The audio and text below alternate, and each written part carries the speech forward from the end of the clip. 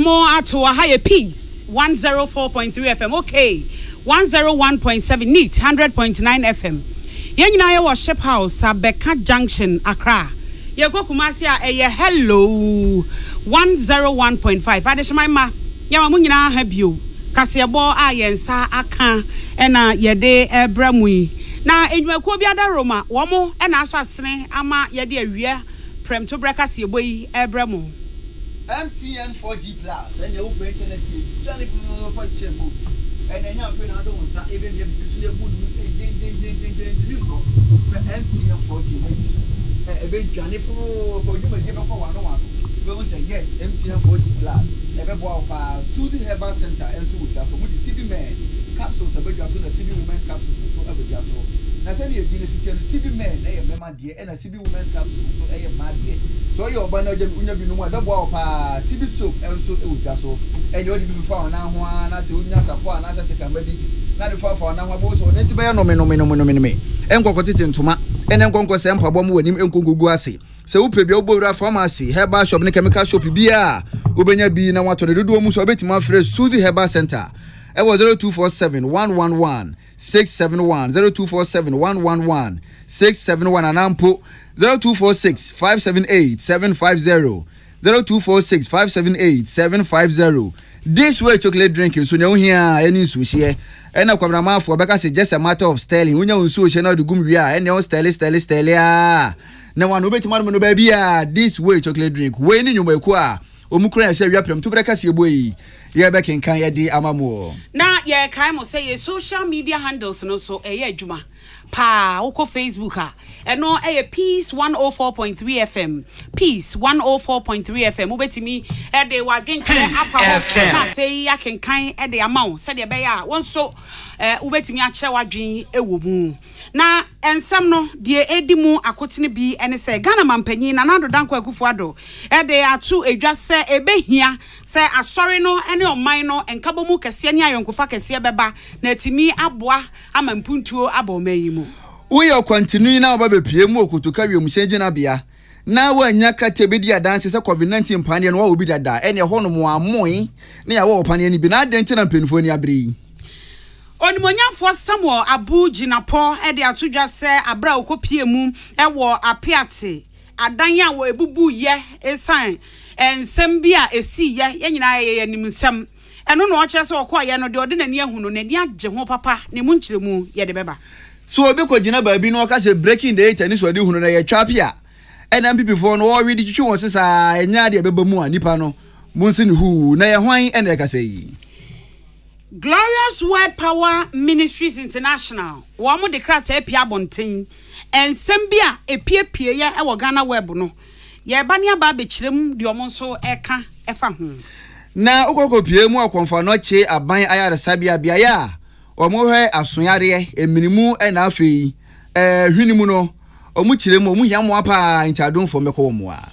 ensem pi ka ho ne de bramo wo kasie boimu akenkanfo amoti enka wie yi eyeme akosia sapon mene Sadat Mohammed Afrika se bono emu ensem nie Ghana mampanyin na ado dankwa ekufu ado na no wuku ada na chese enu ada ya opepon bo so mene da toso enan eno no afimpinu ne aduonu miensa ena wokọ adwumadi esronko na National Union of Ghana Catholic Diocesan Priest Association wo adwuma na omudi no okọ ase we ne de toso aduonu nwotwe we ye 28 national ena fe 16 Binary Congress eno na wo eya okopie ase na ne nsankan ye mu no ena Ghana mampanyi kire se ye ka asori ene oman no a wontumi nyi baako enya baako se ye ka pa e wo se ayonkofa sronko etumi ba asori no ena afei oman no entem na no etimi aboa ma empuntu asesa Ghana enya na yiyedi eba no so etumi aba na eno o kire mu se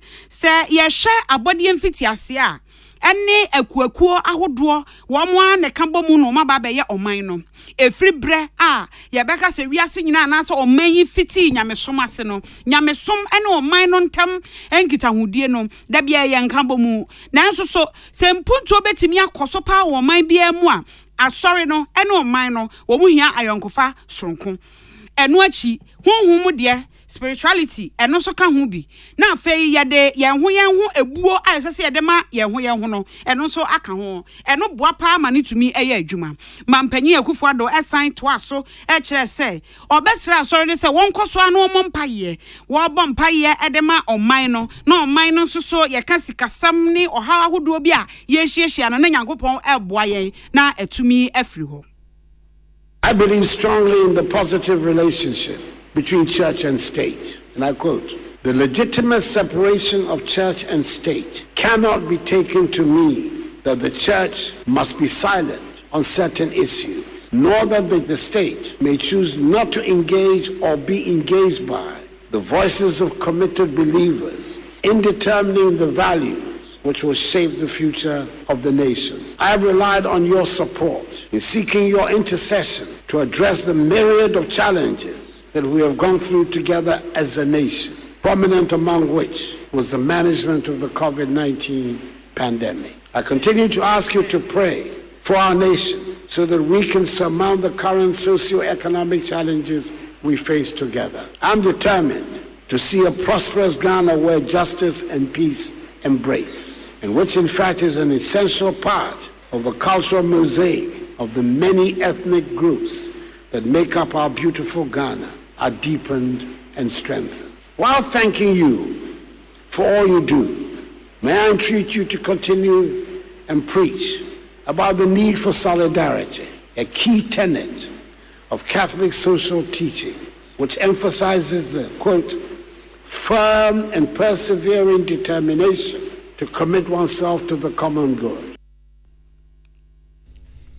Any ayeti ye Ghana mampanyi na ado dankwa akufo ado. Wabra COVID-19 yarewa no eyi ntini penifo de nsese dodo na guapono so ode boa ye ma COVID-19 yare no yetimi eso ano na nsese no na ebi ene nose mask se ene wana momoti so nose mask uhu bi pa na ya pempam no ofie na ye ton wo store na ya sese bi e ma brazia ene wan se bobo amanfo sa na omde nam krom ene ye ensa hohoro so penifo de baye e ma obi kura kwaka se ene ye hohoro nsa wi antenatanizer na wo da fefa wonsa ho entamtitie enhyehyɛ dodo na mpinfo de ba ya ansa na mpane anumpo no e ba bepie mu o ma gane mu na so mbere ko na yare no ano ba afom mpinfo ye ne se nose mask hye ensa hohoro ene ntamtitie no opa na di so efiri ne ko na enye nhye biem na so sesi amene mo kasa yi opanyina wo hwɛ apomudin atena ye ne so o hwɛ kyire se kwankyerefo Dr. Patrick Kuma Boaja ye ne se sanhyehyɛ ni nyina no omusa Kenya mu biem ene oye kwantini na ba bepie mu okutuka wiem hyɛgye na bia enye obedi krata edi adanse se COVID-19 mpane no awobi wo de bekere na wanye bia mfa nkyere na hono mu a mpinifo beche na mpane no ya wobi opanyini kyere mu akokopie mu ewo China brochime mu hono mu na COVID-19 yare no efiri ankasa ukokopie mu hono mu yare na samman mu so hono mu pa na so China fo no omuntimi nwaye ekura nimi maga wiase nyina hunu se yare no pempenso se na akwakoduru ubi so omo nka na omo ka nyina se free December bo so me na ba besi afi nipa 22 pe enawu na so wiase kubatom hwa pomde ho nsam so kire mu ohwe ne din a enya no kore esase nipa December kore ba na omawu no eburu 22 endi se wiase nyina ma hodo amfa hyehye ngu apono so na omo ye ne se China omo se 22 ntia nhyɛ dan do so bia betena tra ho no saa ene ye to no saa yade na besa agentre ha asa ba ha ebiem enu nti ena o magene bo maye ne se ukokopie mu okutuka wiem hyɛngye na bia ho no nko ade a ene apane no nwo bia ye bewo ansa na wetima wuro man no mu. If you are fully vaccinated, you don't do pre-departure PCR, you don't do test on arrival. Previously, any foreigner who didn't have, who was not fully vaccinated, couldn't come into Ghana. But we removed that. So even if you're a foreigner, if you're not Ghanaian, you can come in there, but you'll be tested on arrival if you are not fully vaccinated. But you also have to do a PCR before coming. The only additional one we have added now is that if you are coming from China for this temporary period, if you are even fully vaccinated, you still go through the PCR and then testing on arrival. So that's the only additional one. Of course, anybody under 18 is exempted from pre-arrival or end-arrival tests. Those on transit, if you do not intend to enter Ghana, then you are also not affected. So there are quite a number of things that we are doing across that. And we are now also introduced a sentinel test where people will be routinely be offered, even for those who are not supposed to bring PCR tests and do tests on arrival, offered to be tested. Na enu akire no na Peace FM kase boy man bofo Gift Yakoto ebusa Dr. Patrick Kumabwaji say. Na say o maga na muri ankasa no COVID-19 yarwa no. Sen pa ne city wo ha no oh say no. O maga na munipa aduonu mienu 22 pe. E na COVID-19 yarwa no bi wo mo ho. Na no krampo na nya ade ano odin bebre enti o mo ankasa no mu fiefie mu a. Brano pom na dwuma fo ko mo so ekokohwe wo mo. They are being managed at home and they are in isolation. They are being followed up by the facilities and the district to make sure that they stay out of and they stay healthy. And then after that, we now discharge them after 7 days of no any symptoms. Then they go. So that's what it is, and that's why the number keeps changing and dropping. 18, 17 goes down and goes up. So that's how we do. But we also know that many people may be testing at home, and so we may not have those figures. But the most important indicator is we're looking at the hospital to see if you are very sick, you come. Are we having any sick person with COVID in the hospital? So far, no such case, and that's what gives us some hope that things are stable. But we need to be very careful. Penny Quanchira for that Pumudin Atenayano ano. Dr. Patrick Kumabwaji opinion ka and a muti gift Yakotona Manipo and no. Oswafo a wono na hwe ensase no oba de enyom ode adom ye wo ye ensase mu eni Ghana memu haseye wono na ye emrahye bedwane wo damango munyamfo Samuel Abdullah Jinapo ena won chese na ni age papa ye nyina ye nim se ebre bi atwamu afi atwamu no na emu nye de saa ensem ni bi a esisi ya piate ensem ya se koba ye ema asase woso we de enipa ye de nam so ema akromu ni nyina adwirigu fom ema ebi prepra ye ne ho nsenkan ye nyina no eda ye nim dada na se de mpanimfo hyehye ye se wo mu edi ho dwuma ekro no gisi esi ne foforo nam sokra man krofo koye donation ahodo ye nyina ye wa ha ye te se aban eye na dwene se sa company kro no ade a wo gi sika pudo de afiri wo cheche sika nim se de ombesi atua no ni nyina aka ho bi na se de kro no wo mu si no no ana osofo edi nani ekohwe ye se na adwuma ekoso ana okoduro no o kire se da sramete enioma akoso yie papa